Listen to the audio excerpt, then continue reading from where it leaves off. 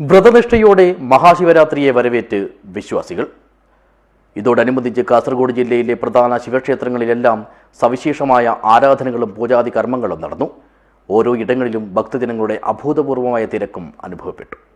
This news sponsored by ഉയർന്ന ഗുണനിലവാരം, തികഞ്ഞ വിശ്വസ്തത, ജനതാ പാൽ.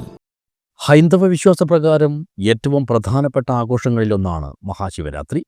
ത്രിമൂർത്തികളിൽ ഒരാളായ പരമശിവനുമായി ബന്ധപ്പെട്ടതാണ് വിശ്വാസികൾ വ്രതനിഷ്ഠയോടെ പ്രാർത്ഥനാ നിരതമായി വരവേൽക്കുന്ന ഈയൊരു സുദിനം.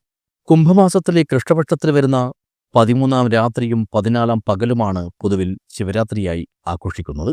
ഇതോടനുബന്ധിച്ച് എല്ലാ ശിവക്ഷേത്രങ്ങളിലും ഒപ്പം മറ്റു ക്ഷേത്രങ്ങളിലും സവിശേഷമായ ആരാധനകളും പൂജാതി കർമ്മങ്ങളും നടത്താറുണ്ട്. മാത്രമല്ല, പിതൃക്കൾക്ക് ബലിതർപ്പണം നടത്താനുള്ള ഏറ്റവും അനുയോജ്യമായൊരു ദിവസമായും ഇതിനെ കണക്കാക്കി കരുതിപ്പോരുന്നു.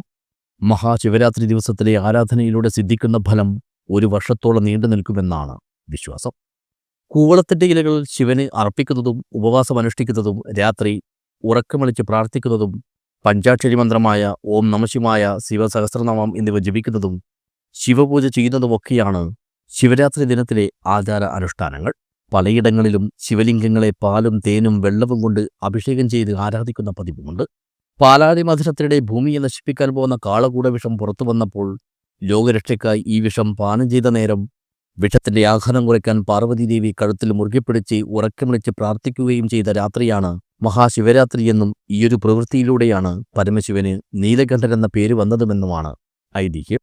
ഉത്തര കേരളത്തിലെ തന്നെ പ്രധാന ശിവക്ഷേത്രങ്ങളിലൊന്നായ ഹോസ്തൃക പൂങ്കാവനം കർപ്പൂരേശ്വര ക്ഷേത്രത്തിൽ ഇത്തവണയും ശിവരാത്രി ദിനത്തിൽ ഭക്തജനങ്ങളുടെ അഭൂതപൂർവമായ തിരക്ക് അനുഭവപ്പെട്ടു. 2 ദിവസങ്ങളിലായി നടന്ന ഉത്സവത്തിന്റെ ഭാഗമായി വിശേഷാൽ ഗണപതി ഹോമം, കലശപൂജ, കലശാഭിഷേകം, മഹാപൂജ, ശ്രീഭൂതബലി, തിടമ്പെഴുന്നള്ളത്ത്, ദീപാരാധന, അത്താഴപൂജ, കാഴ്ച സമർപ്പണം, ഭജന, ഭക്തിഗാനസുധ, കലാപരിപാടികൾ എന്നിവയെല്ലാം നടന്നു. ശിവരാത്രി ദിനത്തിൽ ഉച്ചയ്ക്ക് 12 മണി മുതൽ ക്ഷേത്രത്തിലെത്തിയ 5000-ഓളം വരുന്ന ഭക്തജനങ്ങൾക്ക് വ്രതനിഷ്ഠയോടെയുള്ള അന്നദാനവും നടത്തി. News bureau, Kanhangad.